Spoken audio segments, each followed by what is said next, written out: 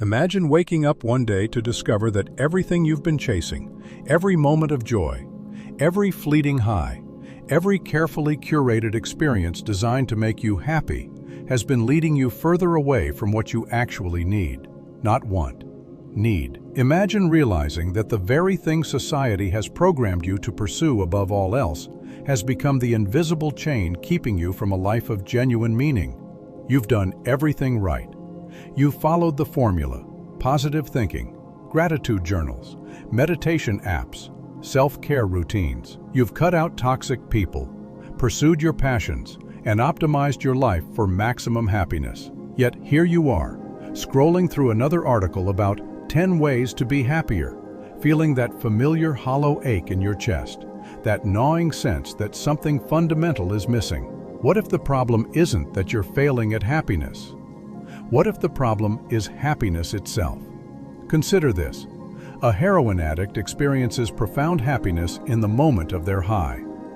A person in a manic episode feels invincible joy. A child eating candy for breakfast, lunch, and dinner would be ecstatic until their teeth rot and their body rebels. Yet we've built an entire civilization around the pursuit of a feeling that, at its core, is nothing more than a temporary neurochemical state, a fleeting arrangement of dopamine and serotonin that evolution designed not to last, but to fade, forcing us to chase it again and again, like rats in a laboratory maze. But you already know this, don't you?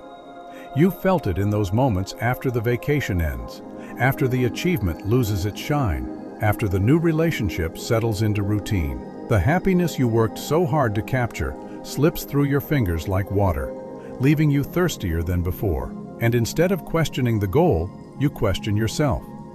What's wrong with me? Why can't I just be happy? Here's what they don't tell you.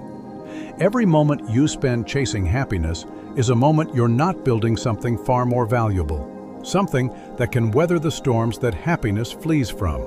Every decision filtered through the lens of, will this make me happy? Is a decision that ignores a deeper, more urgent question. Will this make me who I need to become? The ancient Greeks had a word that we've forgotten: eudaimonia. We lazily translate it as happiness, but that's like calling the ocean a puddle. Eudaimonia meant the flourishing of your entire being, not despite suffering, but through it. It meant becoming so aligned with your deepest purpose that even in your darkest moments, you could feel the bedrock of meaning beneath your feet. But we traded eudaimonia for hedonia, pleasure, comfort, the absence of pain. We became happiness junkies, and like all addicts, we've built our entire lives around securing our next fix. We've created a culture that medicates sadness, pathologizes struggle, and promises that with the right purchase, the right mindset, the right life hack, we can finally arrive at the promised land of perpetual positivity. What if this is the biggest lie we've ever been sold? What if our obsession with happiness is not just failing to deliver? What if it's actively destroying our capacity for the very experiences that make life worth living? Because here's what happens when you make happiness your North Star. You become a slave to your own emotions. You start avoiding anything that might disturb your fragile equilibrium. You choose comfort over growth, pleasure over purpose, the easy path over the meaningful one. And slowly, imperceptibly, you build a life that looks successful on the outside, but feels empty on the inside. A beautiful prison of your own making. The question that should haunt you isn't, how can I be happier? The question that should keep you up at night is this: what am I willing to sacrifice happiness for? Because until you find something worth being unhappy for, something so important that you'd choose it even if it meant suffering, you haven't found anything worth living for at all. And that's the paradox we're about to unravel. The very thing you think you want most is the thing keeping you from everything you actually need.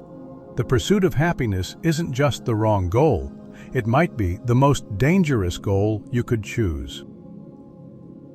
The hidden problem and its psychological, philosophical roots. The roots of our happiness obsession run deeper than you might imagine. They're woven into the very fabric of how we've been taught to understand ourselves. To understand why we're trapped, we need to excavate the psychological and philosophical foundations that built this prison. Friedrich Nietzsche saw it coming over a century ago. He warned of the last man, a creature so obsessed with comfort and happiness that he would sacrifice everything meaningful for the sake of feeling good. What is love? What is creation? What is longing? What is a star? The last man asks and blinks. He has invented happiness, Nietzsche wrote, and he has no idea what he's lost in the process.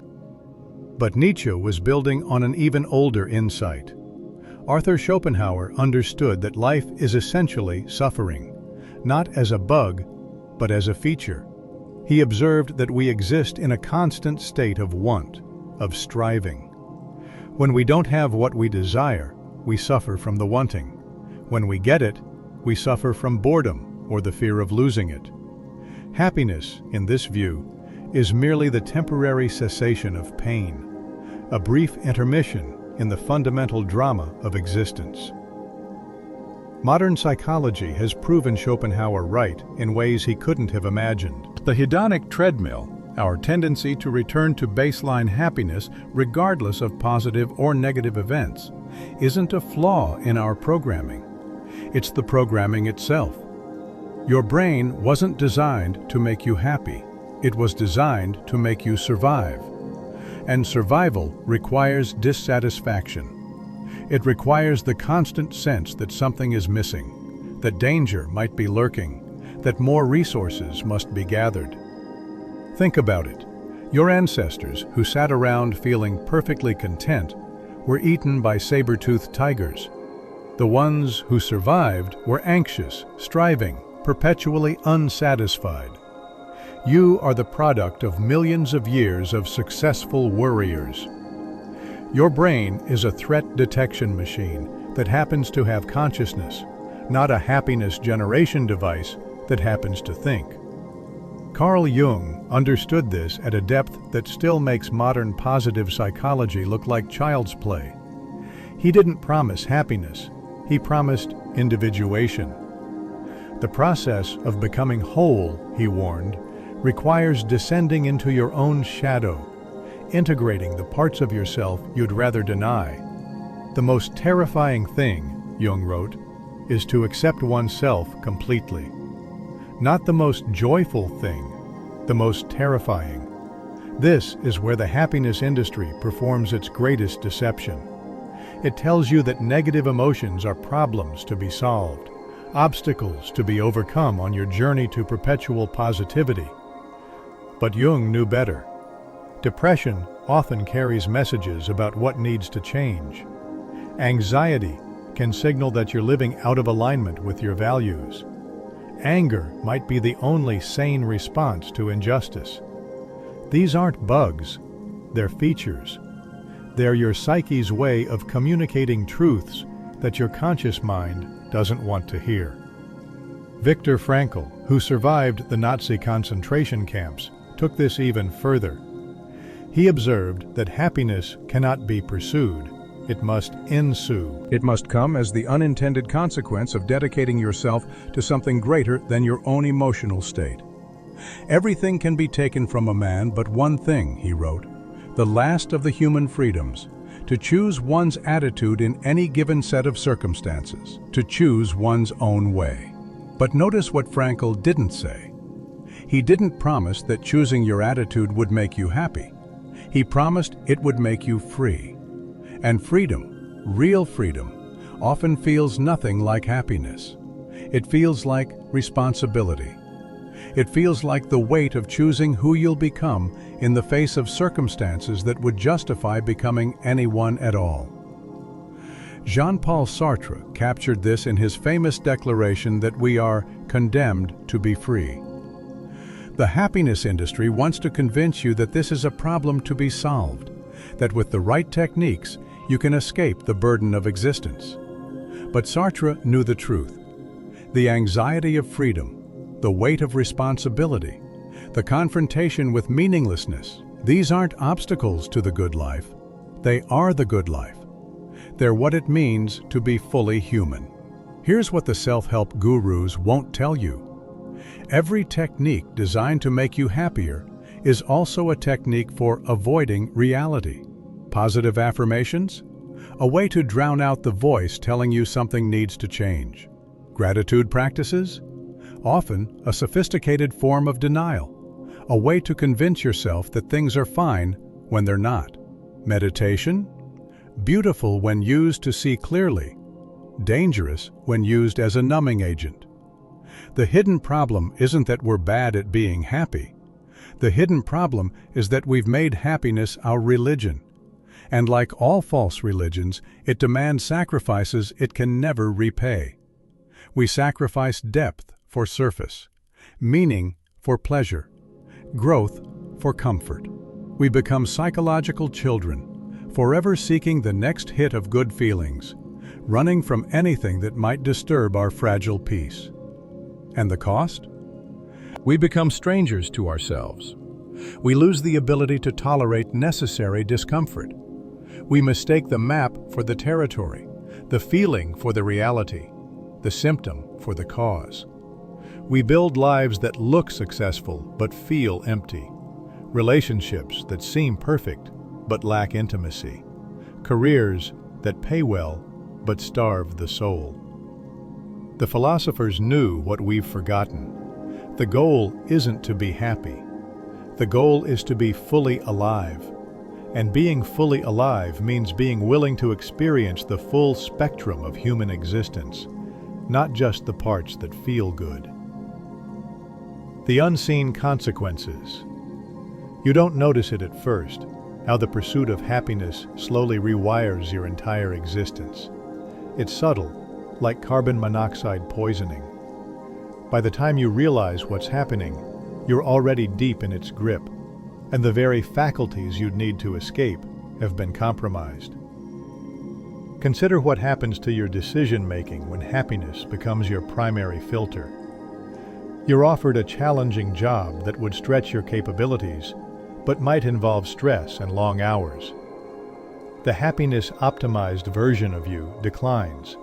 You meet someone who challenges your worldview, who makes you uncomfortable with their honesty. The happiness-seeking you ghosts them. An opportunity arises to stand up for something you believe in, but it might create conflict. You stay silent, choosing peace over principle. Each choice seems reasonable in isolation. You're just protecting your well-being, right? But zoom out, and a terrifying pattern emerges. You're systematically eliminating everything from your life that might help you grow. You're creating what psychologists call an experiential avoidance pattern, a life designed to minimize discomfort rather than maximize meaning. The neuroscience is damning.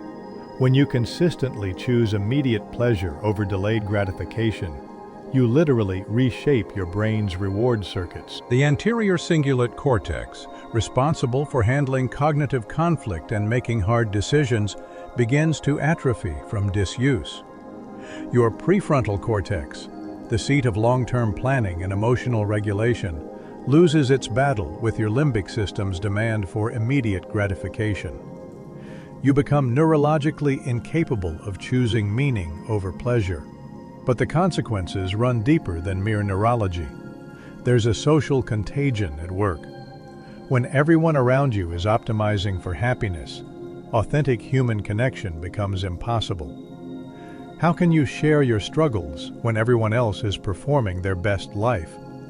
How can you form deep bonds when vulnerability is seen as negativity to be avoided? You've seen it, haven't you?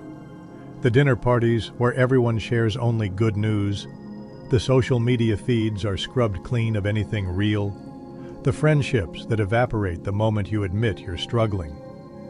We've created a culture of mutual deception, where everyone pretends to be happy, and no one admits to being human. This is what psychologist Bruce Levine calls the happiness police state, a soft totalitarianism where the pressure to be positive becomes a form of social control. Unhappy with your job? You need to work on your attitude. Frustrated with injustice? Try gratitude. Grieving a loss? Here's a book on moving on. Every legitimate human response gets pathologized, medicated, or positive thought away. The workplace consequences are particularly insidious. Companies have discovered that happiness initiatives, from mandatory fun activities to chief happiness officers, are cheaper than addressing real issues like meaningful work, fair compensation, or work-life balance. They've weaponized positive psychology, turning it into a tool for maintaining the status quo. Don't like your working conditions? Here's a mindfulness app. Feel exploited? Try this gratitude exercise. Meanwhile, something profound is happening to our capacity for resilience. When you spend years avoiding discomfort, you lose the ability to handle it when it inevitably arrives. Psychologists call this emotional fragility, the paradoxical result of trying to protect yourself from negative feelings. The more you avoid suffering, the more unbearable it becomes when you can't avoid it. Think about how this plays out in real life. A generation raised on participation trophies and constant validation enters a world that doesn't care about their feelings. A couple who've never learned to fight constructively faces their first real conflict. A person who's medicated away every hint of sadness confronts genuine loss. They're psychologically naked, without the emotional calluses that come from weathering life's storms. The cultural consequences are even more disturbing. When happiness becomes the highest value, we lose the ability to engage with difficult truths. Climate change? Too depressing. Systemic inequality? Let's focus on the positive. Political corruption? Good vibes only. We become a society of ostriches, heads buried in the sand of our own manufactured bliss. Art suffers too. When everything must be uplifting, we lose the catharsis of tragedy, the insight of darkness, the beauty of melancholy. We trade Dostoevsky for motivational posters, Beethoven's symphonies for feel-good playlists. We become culturally malnourished, feeding on a diet of empty calories while our souls starve for substance. Even our relationship with time becomes distorted. The happiness seeker lives in a perpetual present, always chasing the next good feeling, never building toward anything that requires sustained effort or delayed gratification. Long-term projects feel like prison sentences. Commitments become burdens. The very idea of working toward a distant goal seems like a form of self-punishment. But perhaps the cruelest consequence is what happens to meaning itself. When you optimize for happiness, you often optimize away the very experiences that create meaning. Struggle, sacrifice, service to something beyond yourself. You end up with a life that feels pleasant but pointless, comfortable but empty. You become what T.S. Eliot called a hollow man, stuffed with straw, signifying nothing. The research on this is unequivocal. Studies consistently show that people who pursue happiness directly report lower levels of well-being than those who pursue meaning. The happier you try to be, the less happy you become. It's a cosmic joke, except nobody's laughing. And here's the ultimate irony. By making happiness your goal, you don't even get happiness. You get its shadow, a brittle, defensive pseudo-happiness that requires constant maintenance and shatters at the slightest touch. You get the appearance without the substance, the performance without the reality. You've built a life that looks perfect from the outside, but feels hollow from within. You've surrounded yourself with people who validate your choices, but can't meet you in your depths. You've created a reality where you're always fine, but never truly alive. The cost of our happiness obsession isn't just personal, it's civilizational. We're becoming a species that can't tolerate discomfort, can't delay gratification, can't sacrifice for future generations. we're losing the very qualities that made us human in the first place. The rebellion, how to break free. The way out isn't what you think. It's not about becoming pessimistic or embracing misery. It's about something far more radical, changing your entire relationship with human experience itself. Start with this counterintuitive truth. The moments that shaped you into who you are weren't your happiest ones. Think back. Your deepest growth came from heartbreak, failure, loss, experiences you wouldn't wish on anyone but wouldn't trade for anything. The paradox is striking. The events we try hardest to avoid are often the ones we're most grateful for in retrospect. Ernest Hemingway understood this when he wrote, "The world breaks everyone, and afterward, some are strong at the broken places." But here's what Hemingway didn't say. You have to let yourself break. You have to stop trying to hold yourself together with positive thinking and actually allow the transformation that comes from falling apart. This isn't masochism, it's mathematics. Growth requires discomfort, the way fire requires fuel. When you eliminate discomfort, you eliminate growth. When you eliminate growth, you eliminate meaning. When you eliminate meaning, no amount of happiness can fill the void. So, how do you break free from the happiness trap? First, you need to perform what philosophers call a transvaluation of values. You need to completely reorganize your hierarchy of what matters. Instead of asking, "Will this make me happy?" start asking different questions entirely. Will this help me become who I need to become? Will this serve something beyond my own emotional state? Will this create value that outlasts my mood? Will this connect me more deeply to reality, even if that reality is painful? Consider the story of Witold Pilecki, the Polish officer who voluntarily got himself imprisoned in Auschwitz to gather intelligence and organize resistance. Was he optimizing for happiness? The question is absurd. He was optimizing for something that made happiness irrelevant, purpose so profound that personal comfort became meaningless in comparison. You don't need to volunteer for a concentration camp to learn this lesson. You just need to start choosing meaning over mood, growth over comfort, truth over tranquility. But this requires developing what psychologist Jordan Peterson calls the ability to negotiate with chaos, the capacity to face uncertainty and discomfort without immediately trying to escape. Here's a practical exercise.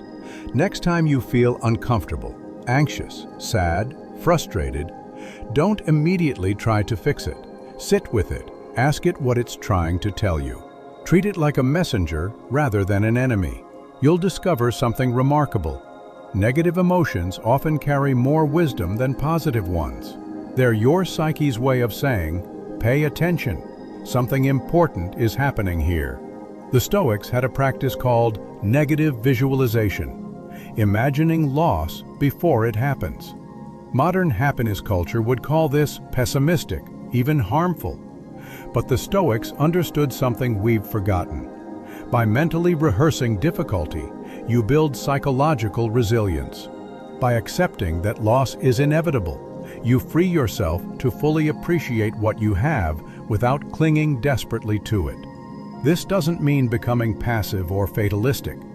It means developing what Nassim Taleb calls anti-fragility, the ability to get stronger from stressors rather than just surviving them.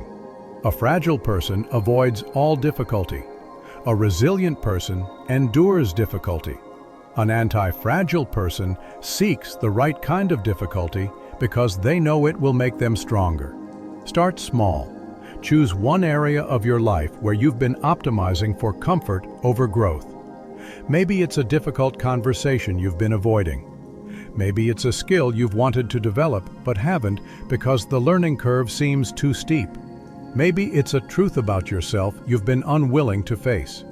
Lean into it, not masochistically, but purposefully. Approach it like a scientist studying an interesting phenomenon rather than a patient trying to cure a disease. What happens when you stop running? What do you discover in the discomfort? What strength emerges from facing what you've been avoiding? The rebellion against happiness culture isn't about becoming miserable. It's about becoming real. It's about developing what existentialist psychologist Rollo May called the courage to create, the willingness to bring something new into being, even though creation always involves destruction, uncertainty, and pain. Look at anyone who's created something meaningful: artists, entrepreneurs, activists, parents. They'll tell you the same thing. The work that mattered most was rarely the work that felt good. It was the work that demanded everything from them, that pushed them beyond what they thought they could handle, that required sacrificing immediate pleasure for something more important. This is where the happiness industry's greatest lie becomes clear. It promises that you can have meaning without struggle, growth without discomfort, love without vulnerability. But these aren't bugs to be fixed, they're features to be embraced. The struggle is what creates the meaning. The discomfort is what drives the growth. The vulnerability is what makes the love real. Here's your new practice. Instead of gratitude journaling about what makes you happy, start a difficulty journal. Write about the challenges you're facing, what they're teaching you, how they're changing you. Instead of positive affirmations, try honest affirmations. I am struggling, and that's okay. I don't have all the answers. I am strong enough to face uncertainty. Replace your happiness goals with character goals. Instead of, I want to feel good, try, I want to become someone who can handle whatever life throws at them. Instead of, I want to avoid pain, try, I want to be useful, even when it's painful. Instead of, I want to be liked, try, I want to be respected for standing for something. The rebellion begins the moment you stop asking, how can I be happier? And start asking, what is worth being unhappy for? Because once you find something worth suffering for, a cause, a person, a principle, a creation, you'll discover something the happiness merchants never told you. Meaning is the antidote to suffering, not happiness. And meaning, unlike happiness, can sustain you through anything. The ultimate truth, the final, most powerful realization, here's the truth that changes everything. You were never meant to be happy. You were meant to be whole. This isn't a consolation prize or a semantic trick. It's a fundamental reorientation of what it means to be human. Wholeness includes happiness, yes, but it also includes sorrow, rage, fear, disgust, the entire spectrum of human experience. And here's the revolutionary insight. When you allow yourself to be whole, happiness stops being something you chase and becomes something that visits you, uninvited and unexpected, usually when you're busy doing something that matters more than being happy. The mystics knew this secret. Rumi wrote, "Yesterday I was clever, so I wanted to change the world. Today I am wise, so I am changing myself." But he wasn't talking about self-improvement in the modern sense. He was talking about the alchemical process of turning lead into gold, not by rejecting the lead, but by accepting it so completely that it transforms. This is what Jung meant by individuation, not becoming perfect, but becoming complete. It's what the Buddhists mean by enlightenment, not perpetual bliss, but the end of the war against reality. It's what Christ meant when he said, you must lose your life to find it, not through self-destruction, but through surrendering the small story of personal happiness for the larger story of cosmic participation. Think about what this means practically. Every moment you spend trying to be happy is a moment you're rejecting who you actually are. Every time you push away sadness, you push away the part of you that knows how to grieve. Every time you avoid anger, you avoid the part of you that knows how to fight for justice. Every time you numb fear, You numb the part of you that knows how to be appropriately cautious. You've been trying to perform surgery on yourself with a butter knife, cutting away everything that doesn't match your image of a happy person. But what's left after all that cutting? A mannequin, a performance, a ghost of who you could have been. The ultimate truth is this: life isn't a problem to be solved. It's a mystery to be lived. And mysteries, by definition, include darkness as well as light, questions as well as answers, suffering as well as joy. When you accept this, not intellectually, but in your bones, something miraculous happens. The war ends. Not the war outside you, but the war inside you. The exhausting, endless war against your own experience. This is what Viktor Frankl discovered in the concentration camps. This is what Nelson Mandela found in prison. This is what every human being who has touched genuine wisdom has realized. When you stop trying to escape your life and start trying to meet it, everything changes. Not because your circumstances change, but because you change. You become someone who can dance with chaos, who can find meaning in suffering, who can create beauty from ashes. And here's the cosmic joke. When you stop chasing happiness, it starts showing up in the most unexpected places.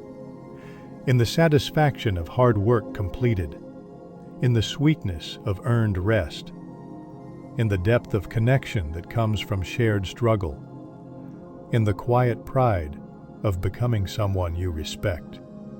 These aren't the fizzy, Instagram-worthy moments of manufactured joy. They're something deeper, richer, more sustaining. What the Greeks called eudaimonia, and what we might simply call being fully alive. But you can't get there by trying to get there. That's the paradox that breaks the happiness seeker's mind.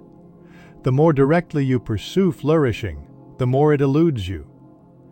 The only way to arrive is to stop trying to arrive and start trying to contribute. To stop asking what life owes you and start asking what you owe life. This isn't about becoming a martyr or a masochist. It's about becoming a participant in the grand drama of existence, playing your role with full commitment, even when, especially when, that role includes suffering. Because here's what the happiness merchants will never tell you.